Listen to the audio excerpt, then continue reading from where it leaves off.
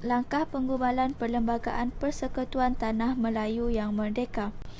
Pertama, sebanyak 131 memorandum bertulis diterima.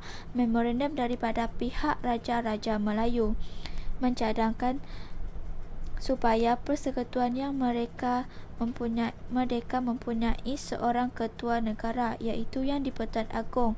Yang di-Pertuan Agong harus dipilih oleh Raja-Raja Melayu berdasarkan kekanan. Tempoh jawatan kuasa Yang di-Pertuan Agong ialah 5 tahun. Yang di-Pertuan Agong boleh meletakkan jawatan dengan Persekutuan Majlis Raja-Raja. Seterusnya, memorandum daripada parti politik dan pihak awam. Dari segi soal kewarganegaraan, parti perikatan terdapat perbezaan pandangan tentang isu jus soli. Pihak UMNO menolak pemberian kewarganegaraan jus soli. Dewan Perniagaan Melayu memohon mengetatkan soal kewarganegaraan persatuan. Dewan Perniagaan Cina Semelaya menggesa Suruhanjaya membuat peruntukan bagi kewarganegaraan menerusi kelahiran. Masyarakat India menuntut kedudukan kewarganegaraan mereka diteliti. Masyarakat Serani mahu hak mereka dipertahankan. Apa itu jus soli? Jus soli ialah kewarganegaraan hak lahir yang bermaksud hak keratan sama rata, iaitu taraf keresahan yang diberi berdasarkan tempat kelahiran tanpa mengira bangsa dan keturunan. Seterusnya, bahasa dan pendidikan.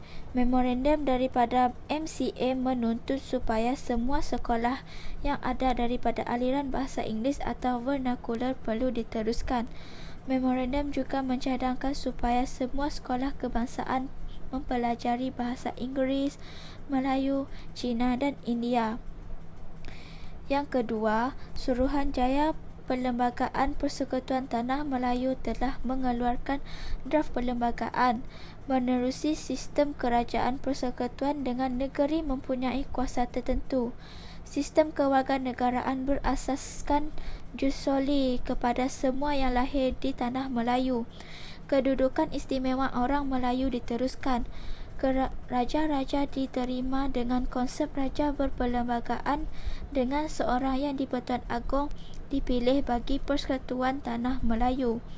Sebuah parlimen dengan 2 majlis mesyuarat, iaitu Dewan Negara dan Dewan Rakyat.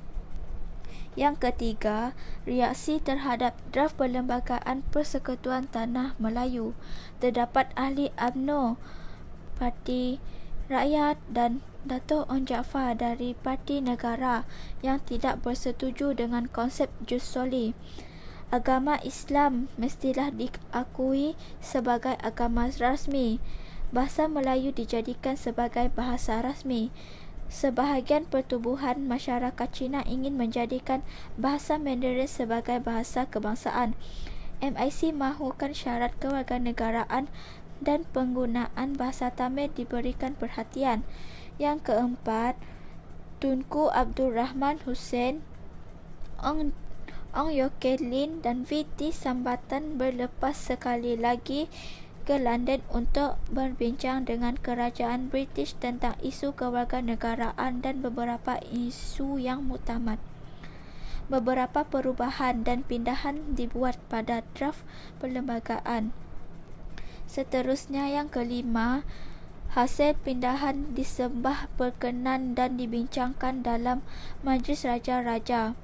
Yang keenam, draft ini kemudian dibawa ke Majlis Perundangan Persekutuan untuk dibentangkan dan dibahaskan pada 10 Julai hingga 11 Julai 1957.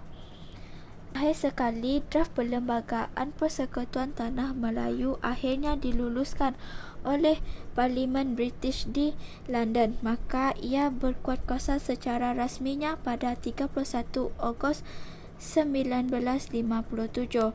Berdasarkan langkah penggubalan Perlembagaan Persekutuan Tanah Melayu yang Merdeka ini, kita dapat rumuskan kejayaan penggubalan perlembagaan ini membuktikan bahawa permuafakatan mampu membawa kestabilan negara.